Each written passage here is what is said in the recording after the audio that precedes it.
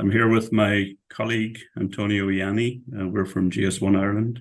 I'm going to explain a little bit about what GS1 is.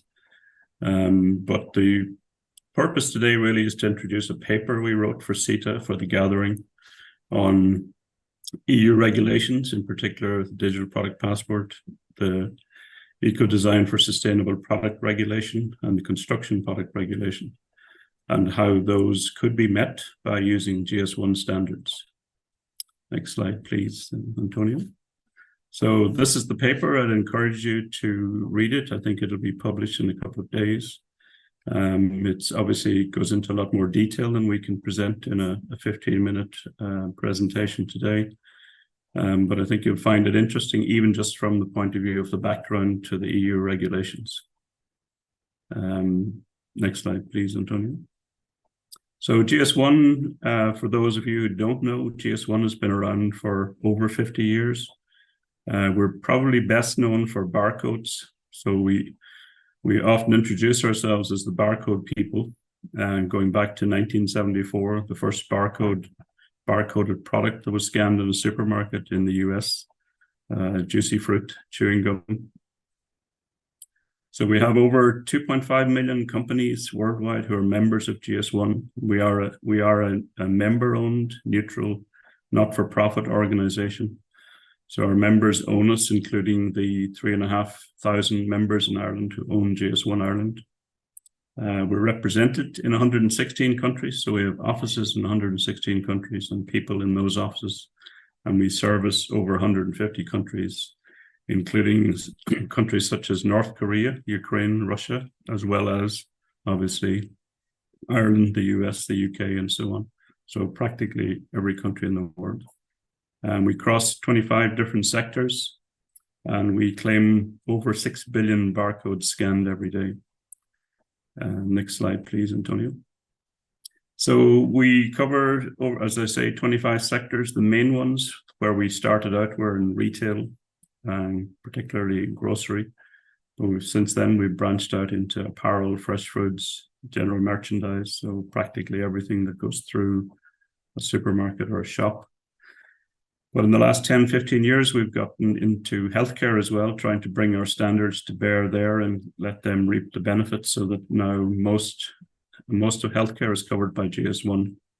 So all medical devices, all pharmaceuticals, many hospital systems, including operating theaters and so on, use GS1 standards.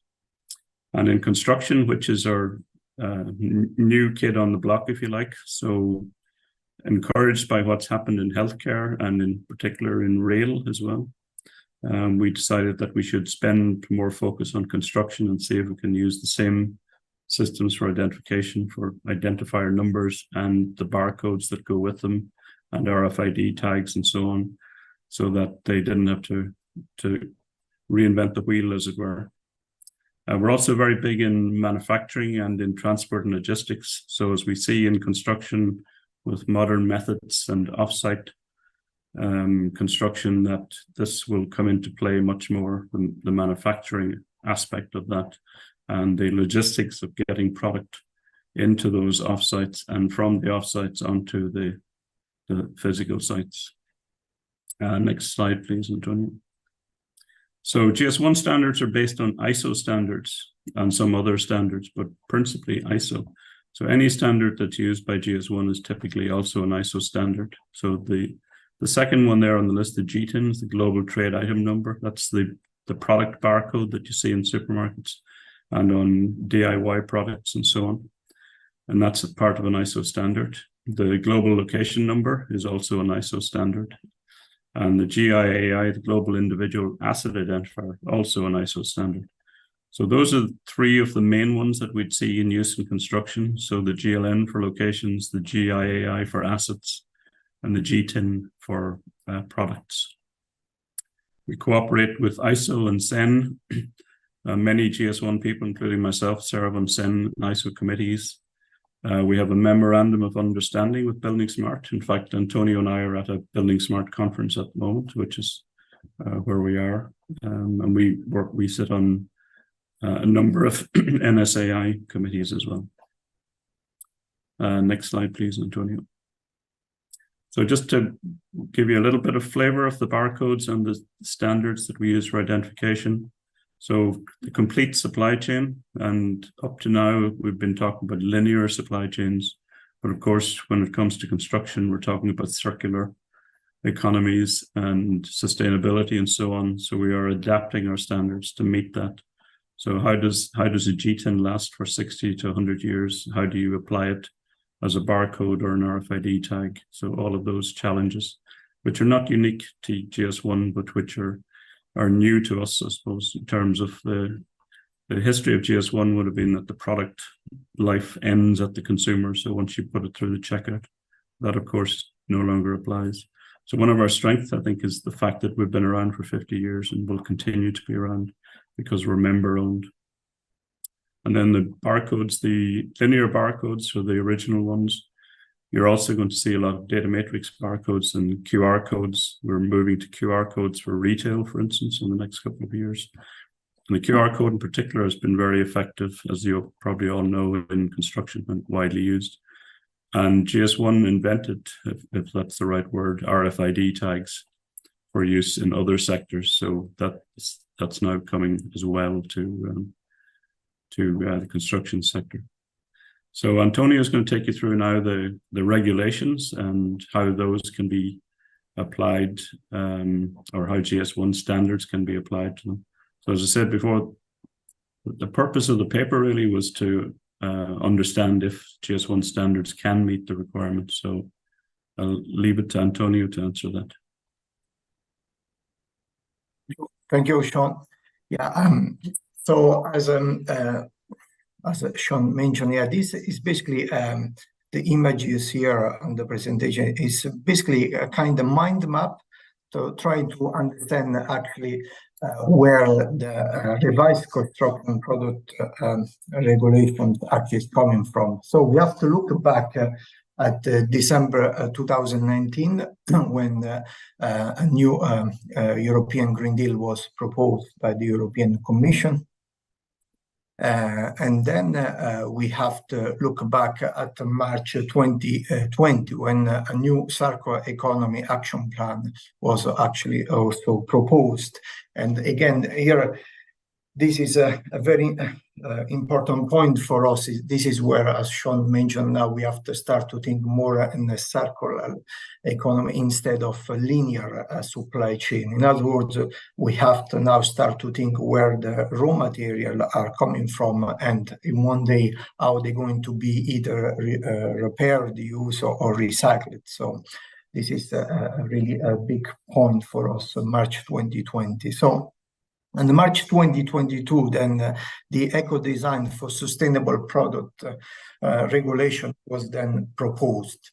And again here, this is when actually the terminology digital product passport really start to appear in this regulation. This was more for a number of sectors, and construction is one of them. So on the as a part of this package here, the revised construction product regulation was introduced.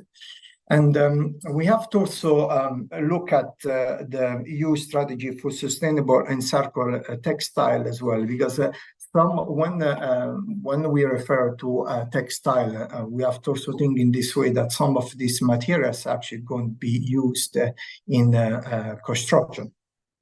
Then the empowering consumers in the green transition is a kind of an easy document kind to read, and it's actually trying to explain where this regulation wants to go, where are the target. And also very important, one of the point here is that when the consumer go and buy a new product, are required to see more information. They are basically, from this information, they would like to know how much, for how long, for example, this product will last, or if can be recycled, if can be reused. So this is where that small document works. That's how the empowering consumer in green transition works. So if we look basically on the next slides here now, what we want to do now, we go a little bit more into more deep into the document per se. Okay, so this is the ESPR. Okay, so what we are looking at here under Chapter 3, Article 8, Product Passport. This is basically what it says now. It says that the information requirements referred to in Article 7.1 should provide that product can only be placed on the market or put into service if a product passport is available. So this is a very important point for us. That's where basically started. And then if we look at section 2A, basically of this document, the information to be included in the product passport pursuant to Annex 3. So the Annex 6 of this document basically explains exactly the overall summarize how we should apply this. And this is a document, that's basically has a number of articles, and they are all interrelated, really. In this presentation, I just pick some of them. So the Article 4, empowerment to adopt a delegated act. Article 9, which we will look into more details, general requirement for the product passport. And then there is Article 10, technical design and operation of the product passport. And as I already mentioned, we're going to look at the Annex 3 as well. So if we move on the Article 9, basically, this is, it looks now what are actually the requirements of the product passport, okay, as an overview. So first of all, a product passport should basically a unique product identifier. That's are the conditions. So in other words, it should be connected through a data carrier to a unique product identifier. So this is, again, a very important aspect for us. The data carrier should be physically present on the product. So this can be a challenge a little bit with construction product. With some will be easier, some will be more difficult. But again, this is the challenge we are facing here, and we have to find a solution now as we get challenged on them.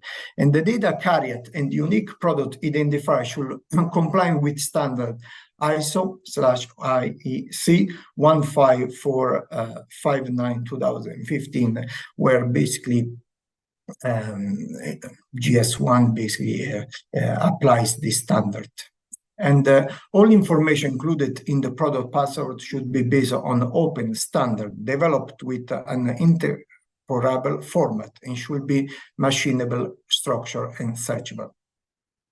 And the information included in the product passport should refer to the product model. So as mentioned here, the global trade item number, the GIT, meets basically all these requirements. It's already a standard in a number of industries, basically.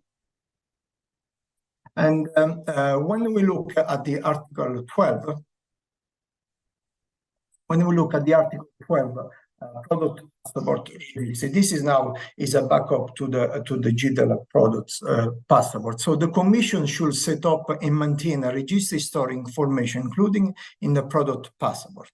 And the register referred to in the first subgraph should at least include a list of the data carrier, a unique product identifier. So again, GS1 could provide solution on this requirement, and again, the GTINs are already used in many registries, such as Barcode Manager, Activate, GS1 Registry Platform, and National and Regional Registry, and in the Product Information Manager and Enterprise Resource Management System of individual companies.